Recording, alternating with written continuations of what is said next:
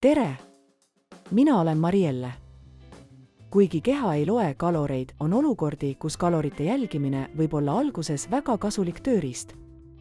Mitte eesmärk omaette, vaid abivahend teadlikkuse loomiseks. Esiteks on see vajalik siis, kui inimene ei tea tegelikult, kui palju ta sööb. Väga paljud inimesed alahindavad oma toidukoguseid, eriti rasvarikaste või tervislike toitude puhul. Näiteks pähklid, juust, õlid või isegi tervislikud smuutid võivad märkamatult anda väga palju energiat. Kalorite jälgimine aitab siin luua reaalse pildi, mitte hinnangu andmiseks, vaid arusaamiseks. Teine oluline olukord on kaalulanguse stagnatsioon. Kui inimene sööb kvaliteetset toitu, kuid kaal ei lange, võib põhjus olla lihtsalt selles, et keha saab endiselt rohkem energiat, kui ta ära kasutab.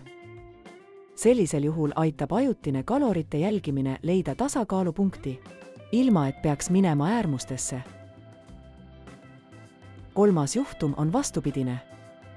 Inimesed, kes söövad liiga vähe. See on üllatavalt levinud, eriti naiste seas.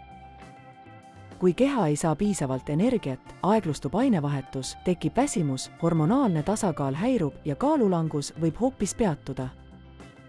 Sellisel juhul aitab kalorite jälgimine veenduda, et keha saab piisavalt toitu.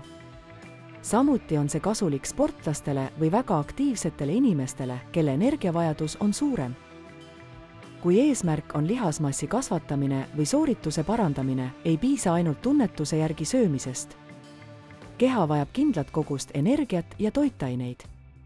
Alguses võib kalorite jälgimine aidata ka õppida portsjoneid tunnetama. See on nagu kaardi järgi sõitmine tundmatus kohas. Alguses vajad juhiseid, aga aja jooksul õpid tee pähe ja liigud juba intuitiivselt. Oluline on aga see, et kalorite lugemine ei tohiks muutuda kinnisideeks. Kui toit on täisväärtuslik, sisaldab piisavalt valku, rasva ja mikrotoitaineid, siis hakkab keha ajapikku ise reguleerima nälga ja täiskõhutunnet. Siis ei ole enam vaja numbreid jälgida. Tekib loomulik tasakaal. Seega võib öelda, et kalorite jälgimine on nagu treeningrattas. See aitab alguses tasakaalu leida, kuid eesmärk ei ole treeningrattale jääda, vaid õppida lõpuks ilma selleta sõitma.